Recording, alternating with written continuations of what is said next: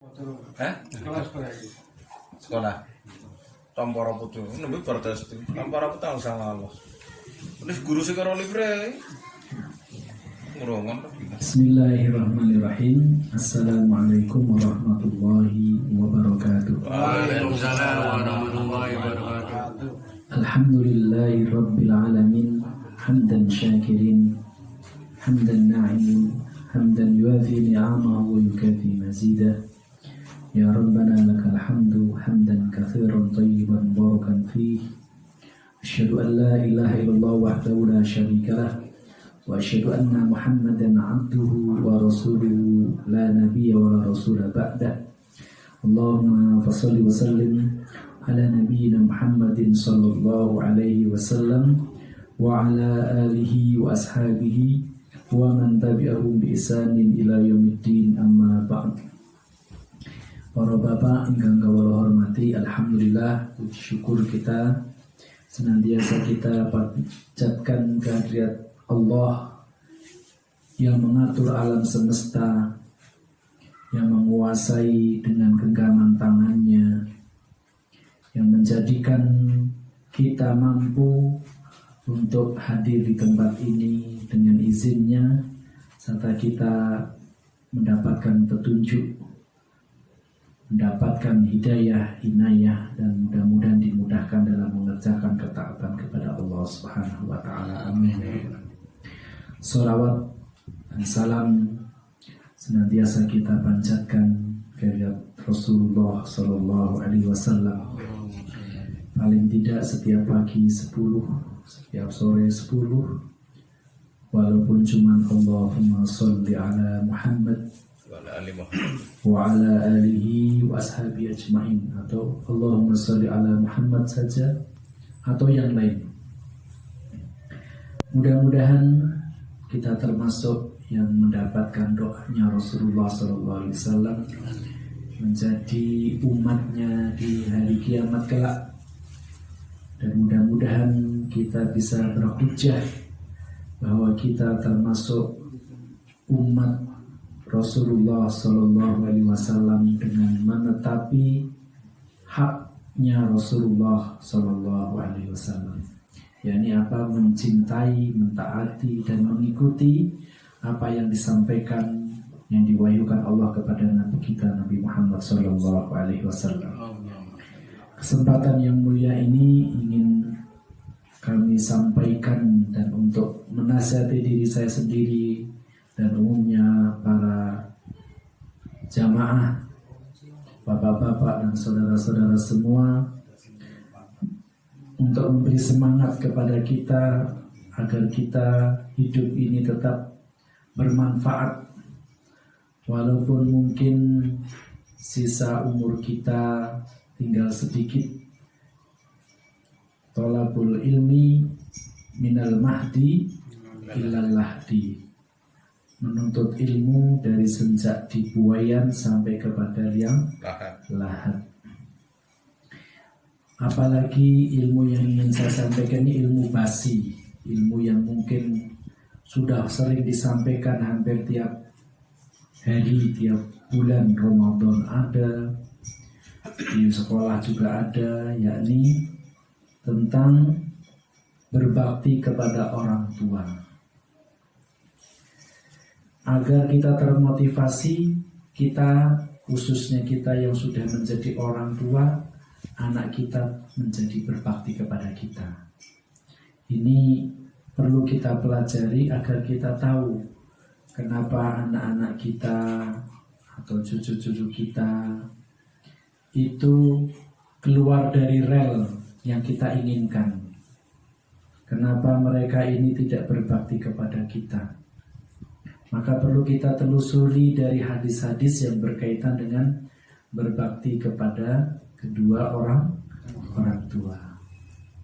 Yang pertama, hadis diriwayatkan dari Al-Hakim dari Abu Hurairah radhiyallahu anhu, anna Nabiyya sallallahu alaihi wasallam qala, Nabi sallallahu alaihi wasallam bersabda, "Aifu an nisa'in nas." Kata Rasulullah, hormatilah, ifu, sayangilah, atau hargailah wanita, nisa an-nas, nisa innas, an-nisa innas, yakni istri-istri orang lain atau wanita-wanita lain, wanita selain keluarga kita, selain istri, selain anak, kita hargai mereka.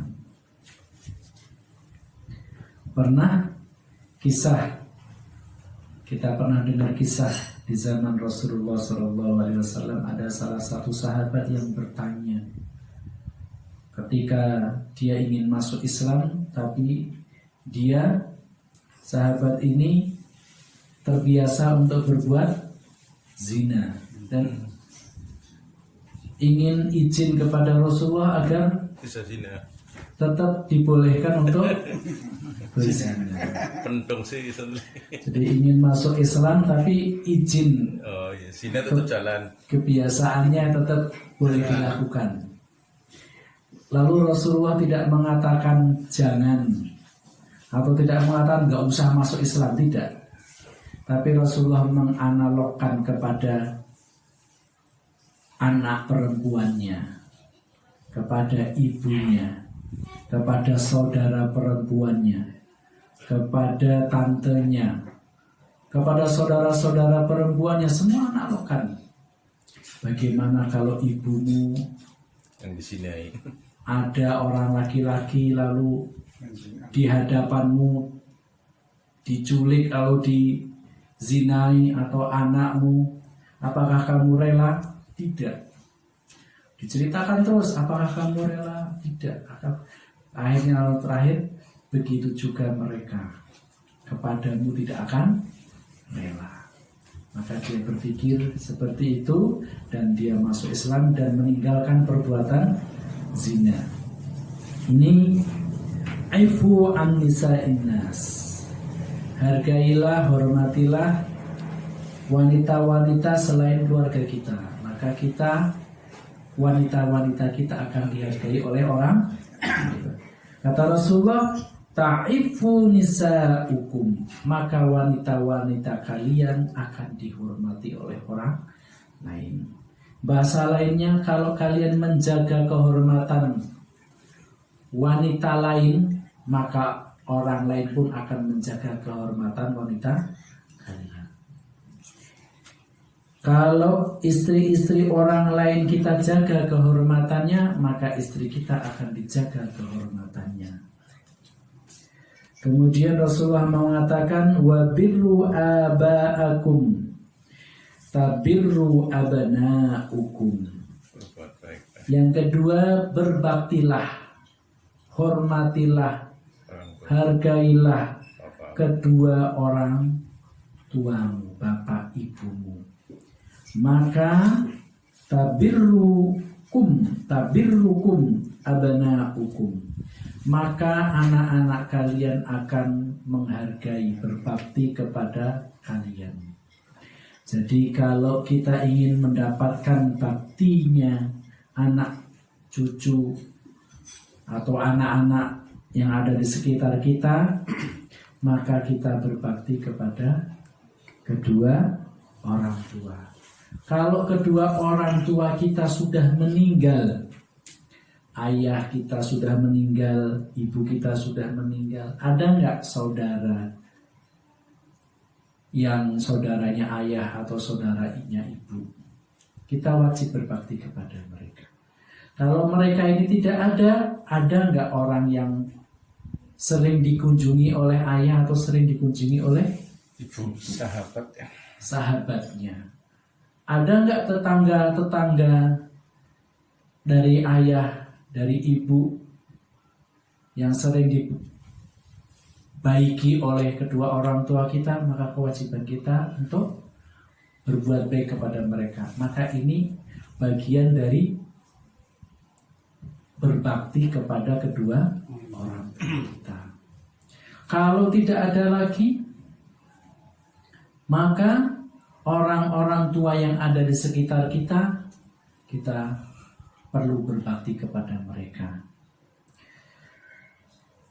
Sehingga kita akan mendapatkan hasilnya, anak-anak kita atau anak-anak orang lain yang ada di sekitar kita akan berbuat baik kepada kita. Kemudian Rasulullah SAW melanjutkan sabdanya, "Waman atahu akhuhu mutanassilan falyakul dzalika minhu muhiqqan kana aw mubtilan fa in lam yaf'al lam yarid alayyal haud." Kata Rasulullah sallallahu alaihi wasallam, barang siapa yang didatangi oleh saudaranya untuk meminta maaf, kawannya, saudaranya, atau kakak adiknya meminta maaf, hendaknya diterima maafnya. Kata Rasulullah, apakah dia yang salah atau dia yang benar? Maka kewajibannya kita yang didatangi karena mereka meminta maaf, maka kewajiban kita adalah memberi maaf. Kenapa? Ketika kita sering memberi maaf kepada orang lain, maka tatkala kita meminta maaf kepada orang lain pun akan memaafkan. Sampai apapun kita berusaha sudah minta maaf, kalau orang lain tidak memaafkan atau belum memaafkan sampai akhir hayatnya, itu sudah tanggung jawab dia kepada Allah Subhanahu wa ta'ala. Kadang-kadang kita jumpai kawan kita sakit hatinya temenan, padahal kita sudah minta maaf dengan berbagai cara, bahkan anggap saja padahal yang salah dia, kita yang minta maaf saja tidak dimaafkan, tidak digubris, tidak diapa, di WA tidak dijawab, di telepon tidak diangkat dan lain sebagainya. Maka itu sudah tanggung jawab dia kepada Allah Subhanahu wa ta'ala. Hukumnya meminta maaf itu hukumnya sunnah, tapi memberi maaf hukumnya wajib. Maka wajibnya kita ketika ada orang minta maaf adalah memberi maaf. Maka kita tidak akan tidak akan bertambah dosa kita, tetapi akan bertambah pahala kita.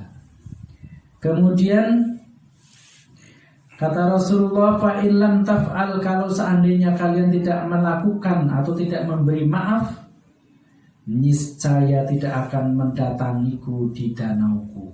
Kata Rasulullah, kalau kita tidak melaksanakan kewajiban kita memberi maaf kepada orang yang minta maaf, maka Rasulullah tidak akan mengakui di hari kiamat.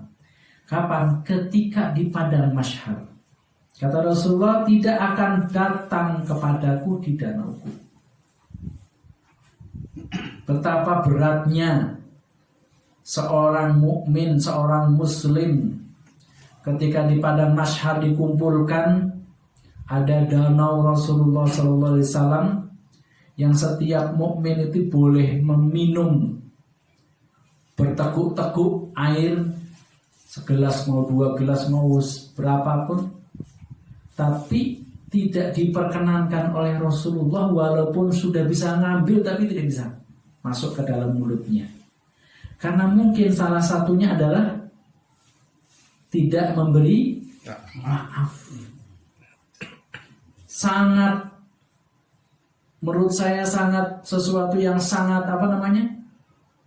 siksa yang luar biasa, karena itu sudah ada di padang mahsyar. Ibarat kata di panas terik matahari, atau kita ketika sakit yang amat sangat membutuhkan obat, ketika lapar membutuhkan makanan, ketika haus membutuhkan minuman, di saat itu sudah ada obatnya, yakni air telaga Rasulullah SAW atau danau Rasulullah. Nah, danau itu diberikan kepada siapa? Yang mengikuti perintah Rasulullah SAW. Salah satu perintahnya adalah memberi maaf. Maka maafkan saudara-saudara kita. Kalau bisa sebelum mereka minta maaf sudah memberi maaf. Mau tidur berdoa kepada Allah, ya Allah, aku maafkan saudara-saudaraku yang hari ini menyakitiku. Tiap hari kita minta kepada Allah agar Allah memaafkan dan kita memaafkan mereka. Supaya apa? Supaya nanti di hari kiamat Allah mudahkan kita untuk minum air telaga Rasulullah Shallallahu Alaihi Wasallam. Itu nikmatnya kalau kita memberi maaf. Hadis selanjutnya diriwayatkan dari At-Tabarani dengan sanad hasan dari Ibnu Umar radhiyallahu anhuma bahwasanya Rasulullah Shallallahu Alaihi Wasallam birru aba'akum tabirrukum abna'ukum wa'ifu ta'ifu nisa'ukum. Di dalam hadis ini baik, bukan hadis ya, ini asar sahabat. Birru aba'akum tabirrukum abna'ukum. Hormatilah atau hargailah atau berbaktilah kepada kedua orang tua kalian, maka anak-anak kalian akan berbakti kepada kalian. Kemudian wa'ifu, kemudian hormatilah, hargailah istri-istri orang lain atau wanita-wanita lain, ta'ifu nisa'ukum, maka istri-istri kalian akan dijaga kehormatannya. Ini sebagai penegas dari hadis yang pertama tadi. Kemudian sampai-sampai Rasulullah Shallallahu Alaihi Wasallam memberikan sebuah pernyataan, kalau kita tidak mau melakukan kebaikan kepada orang lain, kata Rasulullah, i'mal ma syi'ta kama tadinu tudanu. Kata Rasulullah SAW, berbuatlah sesukamu. Bahasanya sekarang sakarepmu. Terus pandi pangan, pandi plok, pandi gawa, pandi sakarepmu. Kata Rasulullah, i'mal ma syi'ta kama tadinu tudanu. Kata Rasulullah, karena sebagaimana engkau berperilaku, demikian juga engkau akan diperlakukan. Apa yang kau lakukan sekarang, suatu saat perlakuan orang lain kepadamu seperti itu. Jadi kita nggak usah merasa istilahnya khawatir dengan orang-orang yang mungkin memperlakukan kita sekehendaknya, menyakiti kita sekehendaknya, mengambil hak kita sekarepnya. Boleh urip kayone sakarepe dhewe. I'mal ma syi'ta. Maka Rasulullah SAW menyatakan, seperti itu pula yang akan diperlakukan orang lain kepadamu. Ya, kama tadinu tudanu. Apa yang kau lakukan, maka begitu pula orang lain akan memperlakukan seperti itu. Maka kalimat ini sangat menegaskan kepada kita, jangan sampai kita berperilaku sakarepe dhewe sehingga nanti suatu saat akan berdampak kepada diri kita, keluarga kita. Kalau kita memperlakukan orang lain dengan baik, maka orang lain akan memperlakukan kita dengan baik. Seperti kalau ada slogan itu, Anda segan, Anda sopan, kami segan, kan gitu ya. Anda sopan, kami segan. Itu luar biasa slogan-slogan yang kadang-kadang walaupun nyeleneh di belakang truk ini, kadang-kadang saya senang baca yang bagus-bagus itu. Anda sopan, kami segan, atau sebaliknya.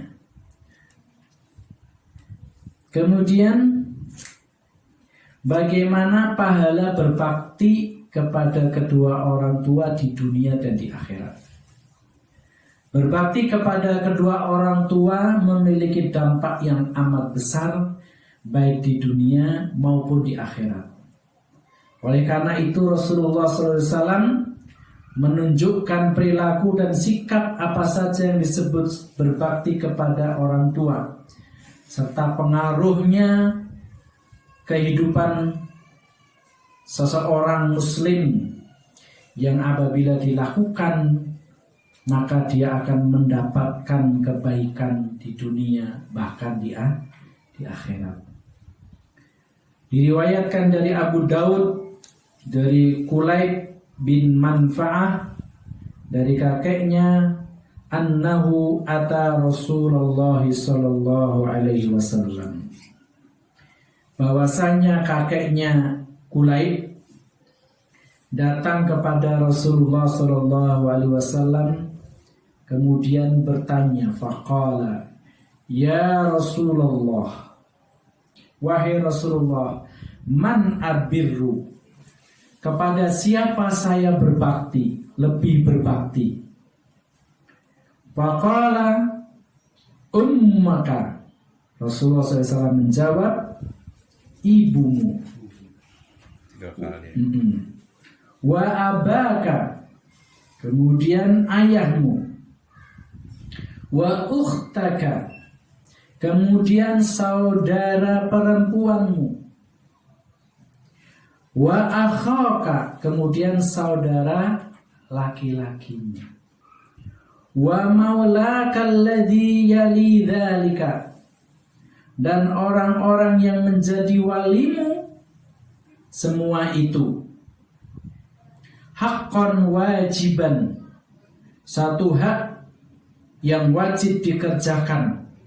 Wa rahmatan mausulatan, dan tali silaturahmi yang tersambung. Dari hadis ini Rasulullah SAW memberikan urutan-urutan siapa yang dulu diberi baktinya. Urutan pertama adalah ibu. Urutan kedua adalah ayah. Urutan ketiga adalah saudara perempuan kita. Urutan keempat saudara laki-laki kita. Kemudian urutan kelima orang yang menjadi wali kita. Artinya saudaranya ayah. Saudaranya ayah dulu. Kemudian saudaranya ibu yang menjadi wali itu. Kalau yang menjadi wali, yang menjadi urutan saudaranya ayah, kemudian saudaranya ibu. Nah, kemudian berurutan kembali ke ulang. Saudaranya ayah yang laki-laki apa yang perempuan? Mulai dari yang perempuan. Bakti kita mulai dari yang perempuan. Jadi urutan berbakti itu mulai dari yang perempuan. Karena apa? Berbakti kita kok mulai dari yang perempuan? Kalau yang perempuan itu seperti Rasulullah katakan bagaikan ranting kering. Seperti ranting kering kalau patah tidak bisa disambung. Beda dengan laki-laki. Laki-laki itu cepat melupakan. Kata tadi pagi ibu-ibu itu. Bedanya laki-laki sama perempuan, ternyata perempuan itu daya ingatnya tajam. Kesalahan yang lama diingat terus. Harapannya aku. Ya. Sehingga kalau disuruh menghafal Al-Quran lebih cepat perempuan. Karena daya ingatnya tadi itu. Nah, kalau punya anak perempuan, masukkan aja sekolah-sekolah tahfidz bin apal. Karena daya ingatnya cepat. Jangan daya ingat cepat itu dilampiaskan kepada yang jelek. Aku. Daya ingatnya lebih cepat. Sedangkan laki-laki daya ingatnya itu cepat melupakan, gitu ya. Cepat melupakan. Cepat melupakan. Yang lalu biarlah berlalu, katanya. Yang lalu biarlah berlalu. Maka di sini adalah yang didahulukan adalah perempuan. Jadi mulai ibu, ayah, saudara perempuan kita, jadi kakak, adik yang didahulukan, kemudian saudara laki-laki, kemudian yang menjadi wali. Didahulukan yang perempuan. Berbeda kalau urusan wali, ya, beda urusan wali. Tentang wali nikah berarti dari laki-laki dulu. Jadi kalau ada anak laki-laki, ya anak laki-laki dulu. Itu hebatnya anak laki-laki. Masing-masing Rasulullah punya kelebihan di laki-laki, kelebihan di perempuan. Laki-laki dalam hal waris menutup semua asoba. Kalau punya anak laki-laki, berarti pindah ke yang lain ya. Menutup semua yang mendapatkan. Tapi kalau semuanya perempuan, maka walinya mendapat. Itu kelebihannya laki-laki seperti itu. Tujuannya ramaling bintik. Apalagi nggak punya anak, jadi rebutan ya Pak. Punya anak laki-laki nggak punya, perempuan nggak punya, ya sudah. Ya. Waliyadzubillah. Kemudian diriwayatkan dari Al-Miqdam bil Ma'dikari, Nabi sallallahu alaihi wasallam bersabda, innallaha yusikum bi ummahatikum. Sesungguhnya Allah berwasiat kepada kalian dengan ibu-ibu kalian. Kata-kata ini Rasulullah ulangi 3 kali. Innallaha yusikum bi ummahatikum. Innallaha yusikum bi ummahatikum. Innallaha yusikum bi ummahatikum. 3 kali. Yang pertama, hadis ini diawali dengan kata-kata inna. Inna itu dalam kaidah nahwu itu namanya takkid.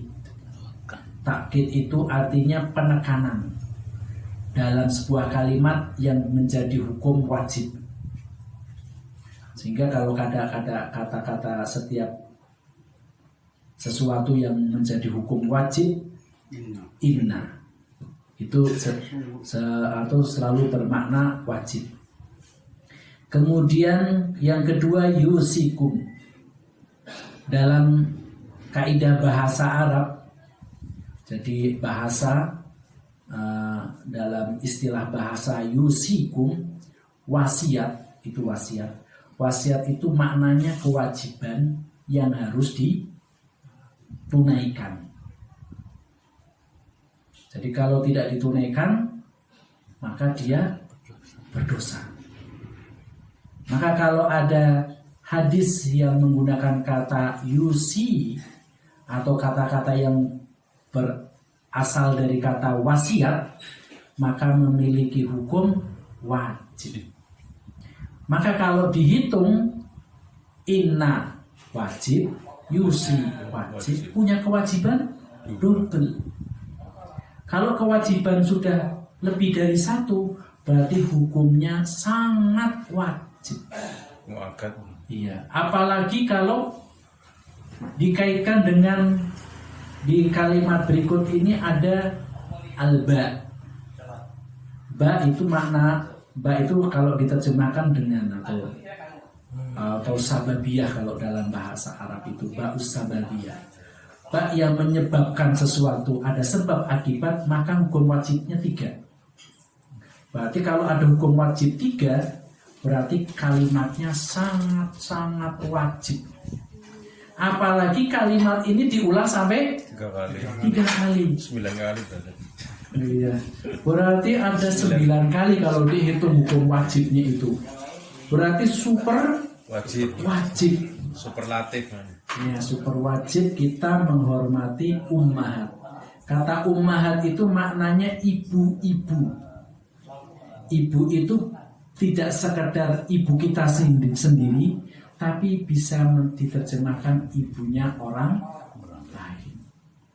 Maka ketika kita berhadapan dengan ibunya teman kita, ibunya saudara kita, atau ibu mertua kita, maka hukumnya wajib untuk berbakti. Kemudian yang keempat, innallaha yusikum bi abaikum. Yang keempat adalah berbakti kepada ayah. Ayah sendiri, ayah mertua, ayahnya orang tua orang lain, kita wajib berbakti. Kemudian yang kelima, innallaha yusikum bil aqrab. Kemudian Allah mewasiatkan kepada kalian agar berbakti kepada orang yang terdekat. Nah, orang yang terdekat urutannya yang tadi itu. Saudara perempuan dulu, kemudian saudara laki-laki. Yusikum bil aqrab fal aqrab. Dari yang terdekat, yang paling dekat. Itu kemudian urutannya tadi hadis yang pertama tadi. Ini makna agar kita mendapatkan bakti anak cucu kita atau anak-anak yang ada di sekitar kita berbakti kepada kita. Kemudian diriwayatkan dari Ibnu Majah dari Abu Umamah radhiyallahu anhu bertanya kepada Rasulullah SAW, ya Rasulullah, ma haqqul walidaini ala walidihima? Qala huma jannatuka wa naruka. Kata sahabat bertanya kepada Rasulullah, apa hak kedua orang tua atas anaknya? Apa yang wajib anak lakukan kepada orang tua atau orang tua kepada anaknya? Kata Rasulullah, huma jannatuka wa naruka. Keduanya itu bisa menjadi surgamu, bisa menjadi nerakamu. Sehingga Rasulullah atau para sahabat ketika ditanya tentang seorang ayah, ini ngasih gambaran ya ketika zaman Umar ibn Khattab radhiyallahu anhu meminta keadilan kepada Umar ibn Khattab radhiyallahu anhu. Bahasa sekarangnya ada anak yang pertama diberi mobil, lalu karena orang tua ini sayang anak pertama ini diberi mobil, lalu ingin bertanya kepada sahabat Umar bin Khattab radhiyallahu anhu, bolehkah saya memberi mobil kepada anak yang paling saya sayangi? Jawaban Umar bin Khattab, apakah anak-anakmu yang lain diberi yang sama? Jawabnya tidak. Maka kata Umar bin Khattab, maka kamu tidak akan mendapatkan bakti anak kepada anak-anakmu. Jadi memberi, kalau dalam hal sesuatu ada yang bentuknya sama, ada yang bentuknya berbeda, seperti uang saku kemungkinan berbeda kalau dalam sekolah. Tapi kalau sudah dewasa semua, maka haknya harus sama. Haknya harus sama. Kalau diberinya berbeda, maka ini pun tidak. Rasulullah juga, para sahabat juga tidak ridho seperti itu. Maka akan menjadi neraka. Maka anak bisa menjadi surga, bisa menjadi neraka. Neraka buat kita. Neraka bagaimana? Anak protes, berantem terus sama orang tua, kan jadi neraka di dunia ini. Belum di akhirat. Kemudian diriwayatkan dari At-Tirmidzi dari Ibnu Amr Ibnu As radhiyallahu anhu, Amr bin As, bahwasanya Rasulullah SAW bersabda, ridho Rabbi fi ridhol walid. Ridhonya Allah ada di dalam ridhonya kedua orang tua atau orang tua. Wa sukhtur Rabbi fi sukhtil walid. dan marahnya orang tua, marahnya Allah terletak pada marahnya orang tua. Maka jangan sampai kita mendapatkan kemurkaan orang tua. Jangan sampai mendapatkan marahnya orang tua. Karena di situ letak ridhonya orang tua dan marahnya Allah dan marahnya Allah. Ketika Allah marah, ketika Allah ridho, itu kita lihat pada orang tua kita. Maka banyak riwayat ketika ada seorang anak ingin berangkat jihad, yang ditanya adalah, kamu sudah izin orang tua atau belum? Izin mau berangkat jihad bersama Rasulullah, sahabat ditanya, sudah izin orang tua atau belum? Kalau sudah izin, orang tuanya ridho atau tidak? Maka ketika itulah Rasulullah memberikan izin kalau orang tuanya ridho. Kemudian diriwayatkan dari Abu Darda radhiyallahu anhu bahwasanya Abu Darda mendengar Rasulullah sallallahu alaihi wasallam bersabda, "Al-walidu awsatu abwabil jannah." Orang tua itu adalah kunci pintu surga. Fa in syi'ta fahafid 'alal babi. Awitrukil hakadha. Apabila engkau suka, maka jagalah pintu itu. Kalau tidak mau menjaga, artinya tinggalkan keadaan itu terkunci. Artinya kalau pintu surganya terkunci, berarti kita tidak mendapatkan surganya. Dan sangat mudah untuk mendapatkan surga dari bakti kita kepada kedua orang tua. Seperti tadi, orang tua kita sudah nggak ada, masih ada saudara kita yang perempuan, saudara kita yang laki-laki, atau orang tua yang ada di sekitar kita. Kemudian pahala di dunia, kata Rasulullah SAW, diriwayatkan dari Imam Ahmad dari Anas radhiyallahu anhu, Rasulullah SAW bersabda, "Man sarrahu ayyumaddalahu fi umrihi wa yusdadalahu fi rizkihi falyabir walidayhi wal yasil rahimahu." Kata Rasulullah sallallahu alaihi wasallam, "Man sarrahu ayyumaddalahu fi umrihi." Barang siapa yang ingin umurnya dipanjangkan, ditambahi, wa yazdadalahu fi rizkihi, kemudian rizkinya berlimpah, bertambah, umur dan rizkinya bertambah.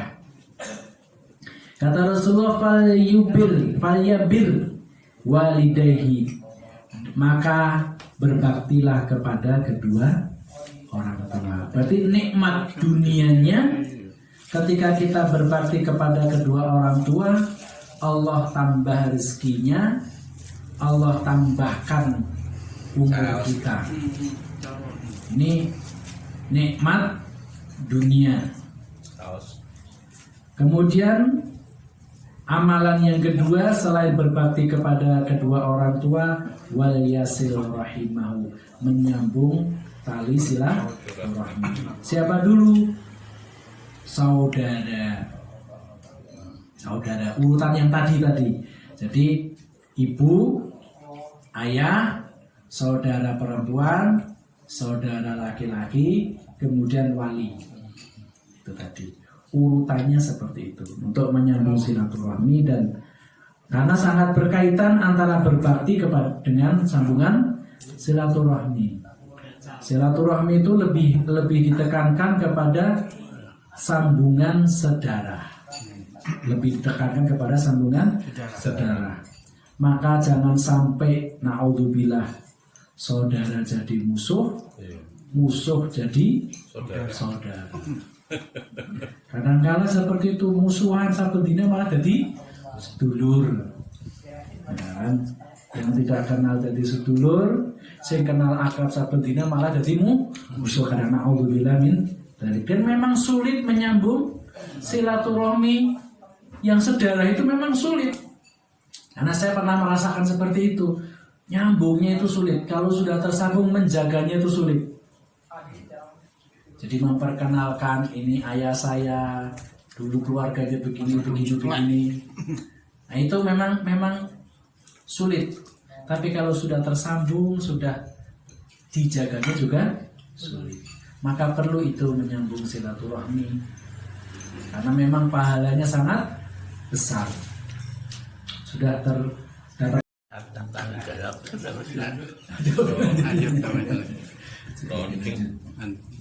Kon ngesuk mutan mati. Baik. Bismillah. Kita lanjutkan hadis berikutnya supaya kita tahu manfaat berbakti kepada kedua orang tua, manfaat di dunia atau pahala di dunianya. Rasulullah Shallallahu Alaihi Wasallam bersabda, diriwayatkan dari Sauban radhiyallahu anhu, innar rajula la yuhramur rizqa bidzambi yusibuhu wa la yarudda al-qadara illa du'a wa la yazidu fil umri illa al-bir. Rasulullah Shallallahu Alaihi Wasallam menyatakan, sesungguhnya seorang tidak akan mendapatkan rizki, la yuhramu ar-rizqa bidzanbi yusibuhu, karena dosa yang telah dilakukan. Amalan yang pertama yang menjadikan rizki itu tidak lancar adalah perbuatan dosa. Bisa jadi rezekinya, tapi yang namanya rezeki itu tidak mesti duit ya. Rezeki itu mungkin sehat, orang mungkin diberi sakit bolak-balik kan gitu ya. Atau tidak mesti uang, bisa jadi diberi kemudahan urusan, dimudahkan terkabulnya doa. Nah itu, ini salah satu di antaranya adalah perbuatan dosa yang menjadikan rezeki itu terhambat. Kemudian yang kedua, wala yaruddul qadara illa du'a. Tidak ada takdir yang akan tertolak selain dengan doa. Maksudnya itu takdir kita itu mungkin ada orang yang mendoakan kejelekan buat kita, mendoakan keburukan yang mungkin akan menimpa kita, atau musibah yang akan menimpa keluarga kita, kecuali musibah itu pernah kita tolak dengan doa. Semakin sering berdoa, ringan-ringannya berdoa adalah membaca istighfar, astagfirullah, paling ringan. Itu akan menolak bala, menolak bencana, menolak hadirnya musibah. Walaupun cuma kita membaca astagfirullah, itu akan menolak bencana. Kemudian yang ketiga, wala yazidu fil umri illal bir. Dan tidaklah bertambah umurnya kecuali kita berbakti kepada orang tua. Jadi ketika kita sering berbakti, kita menambah bakti kita kepada orang tua, maka umur kita bertambah. Bertambah dengan apa? Barokah, keberkahan umur, ditambahkan kebaikannya. Nah, walaupun umur itu sudah dibatasi, tapi memberikan kebaikan dalam umurnya ini seolah-olah umurnya bertambah panjang. Ya, seolah umurnya bertambah panjang. Dan kita tidak tahu batasannya seberapa. Tapi bertambah kebaikannya umur kita, keberkahan pada umur kita, karena kita berbakti kepada orang tua. 3 hal tadi. Dosa menghambat rezeki, doa akan mencegah turunnya musibah, dan berbakti kepada orang tua menjadikan umur kita bertambah atau bertambah berkah, bertambah kebaikannya.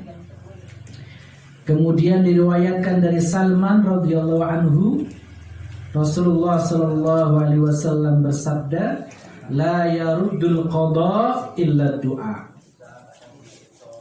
Tidak akan tertolak qada atau ketentuan yang sudah pasti dari Allah. Dan kita meyakini iman yang terakhir itu iman bil qada'i wal qadari khairihi wa syarrihi. Iman kepada qada dan qadar baik dan buruk. Qada itu ketentuan yang sudah ditetapkan Allah sejak zaman azali.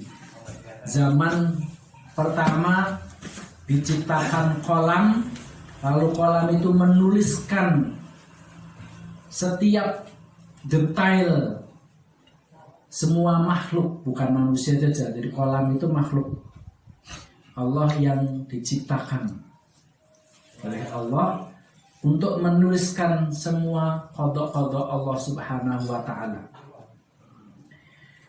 Kemudian yang kedua, wala yazidu fil umri illal bir, dan tidak akan bertambah umurnya kecuali dengan berbuat baik kepada kedua orang tua. Jadi pahala di dunia kita berbuat baik kepada orang tua, kalau diurutkan dari yang tadi itu, ibu, bapak, dan yang perempuan. pertama, Ibu. dosa kita terhapus dengan berbakti kepada orang tua. Seperti tadi, la yuhramur rizqu bidzambi il ayyusibahu. Itu maknanya berbakti kepada orang tua menjadikan dosa kita terhapus.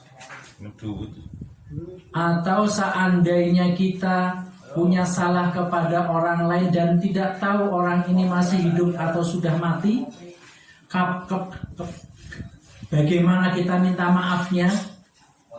Jadi kita mungkin punya salah kepada teman, nomor HP-nya nggak tahu, alamatnya nggak tahu, dia masih hidup atau tidak.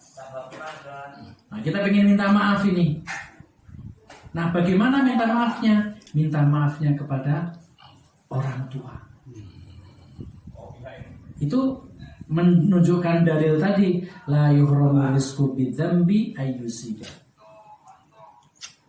Itu menunjukkan bahwa dosa kita bisa terhapus, maaf kita bisa dimaafkan.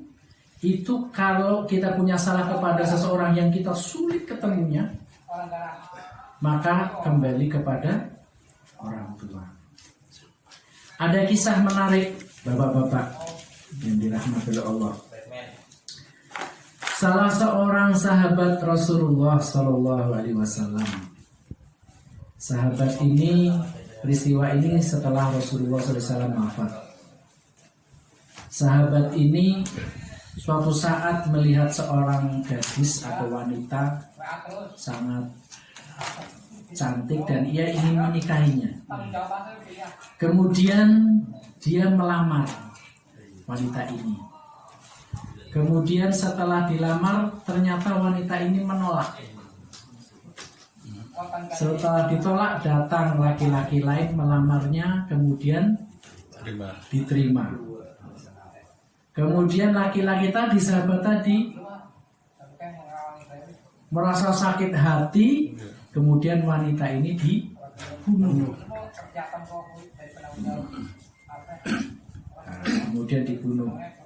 Setelah dibunuh, keluarganya nggak ada kan ya, karena keluarganya sudah nggak ada ternyata, walinya sudah nggak ada. Lalu bertobat, ingin bertobat dan bertanya kepada Abu Hurairah radhiyallahu anhu. Saat itu Abu Hurairah masih hidup. Bertanya kepada Abu Hurairah, ya Abu Hurairah, bagaimana taubatku bisa diterima? supaya tobatku bisa diterima, aku telah membunuh seorang wanita yang telah menolak lamaranku, aku cemburu dan kisahkan seperti itu. Ada nggak keluarganya? Tidak ada. Lalu bertanya, adakah ibumu masih hidup? Ibuku tidak, sudah meninggal. Ayahmu? Sudah nggak ada. Maka yang terakhir adalah bertobat kepada Allah. Lalu sahabat ini bertanya kepada Abu Hurairah, ya Abu Hurairah, kenapa aku harus minta maaf kepada ibu atau kepada orang tua? Kata Abu Hurairah, aku tidak tahu lagi. Dosa sebesar apapun bisa terhapus kecuali dengan berbakti atau minta maaf kepada ibu, kepada orang tua. Maka tadi sebanding dalam hadis tadi, berbakti kepada orang tua bisa menghapus dosa. Itu manfaat di dunia. Selain itu, berbakti kepada orang tua menjadikan musibah itu tertolak. Jadi tidak menjadikan kita aman, tenang hidup itu. Selain dosanya dihapus, juga musibah-musibah itu akan tertolak karena kita berbakti kepada ibu atau pada orang tua. Inilah di antara manfaat-manfaat di dunia ketika kita mampu berbakti kepada orang tua. Kemudian yang terakhir ingin saya sampaikan, bagaimana pahala di akhirat. Saya sampaikan satu hadis diriwayatkan dari At-Tirmidzi dari Ibnu Umar radhiyallahu anhuma, anna rajulan atan Nabiy sallallahu alaihi wasallam faqala, ya Rasulullah, inni adnabtu dzamban 'aziman fahal li min taubah. Ada salah seorang sahabat mendatangi Rasulullah lalu bertanya, ya Rasulullah, saya punya sangat besar, apakah taubat saya diterima? Fahal li min taubah, apakah taubat saya diterima oleh Allah? Faqala Rasulullah sallallahu alaihi wasallam, Rasulullah SAW bersabda, hal laka min ummin, apakah kamu punya ibu? Qala la, apa tidak punya? Qala hal laka min khala, apakah kamu punya tante? Khalah itu tante ya, jadi bibi dari ibu, Qala na'am, qala fabirroha, maka berbaktilah kepada bibimu. Jadi gantinya orang tua ibu, gantinya ibu adalah bibi. Maka ini bisa menjadikan dosanya terhapus. Jadi di akhirat, ketika di akhirat nanti dosa-dosa kita terhapus kalau kita berbakti kepada kedua orang tua. Kemudian dakhaltul jannah fasami'tu qira'atan faqultu man hadha. Aku memasuki surga, kata Rasulullah. Saya mendengar sebuah bacaan Al-Quran. Bacaan siapa? Rasulullah bertanya kepada malaikat Jibril. Faqila, lalu malaikat menjawab, Haris ibn Nu'man. Ini adalah bacaan Haris ibn Nu'man. Faqala Rasulullah sallallahu alaihi wasallam, kadzalikumul bir. Seperti itulah pahalanya orang yang berbakti kepada orang tua. Seperti dia di dalam surga membaca Al-Quran terus. Kalau kita ketahui, surga kita ini tergantung bacaan terakhir Al-Quran kita. Maka jangan berhenti membaca Al-Quran. Walaupun sadina sajus, Iya, walaupun ya. Amin. Ya masa walaupun salembar kan ya, walaupun satu saya ada mending lah. Maka jangan lelah untuk membaca Al-Quran. Walaupun subuh sahalaman, Subuh sak jus. Bar maghrib sak jus. ya.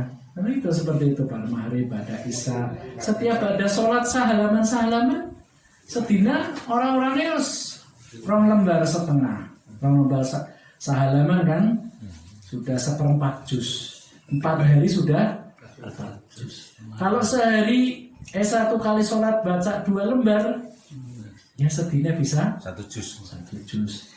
Salembar sadurunge sholat, salembar lubar sholat kan enteng. Berat itu karena memang itu tadi digondeli setan. Gondeli setan. Memang perasaannya berat sekali baca di sahalaman be kaya adon nemen ya. Adon nemen ora rampung sih ya. Tapi kalau kita terus membaca bacaan itu, walaupun ngapunten bapak-bapak, yang umpama wong liyang rokna bacane kita kayak dirokna ora enak, itu tidak menjadikan kita berdosa.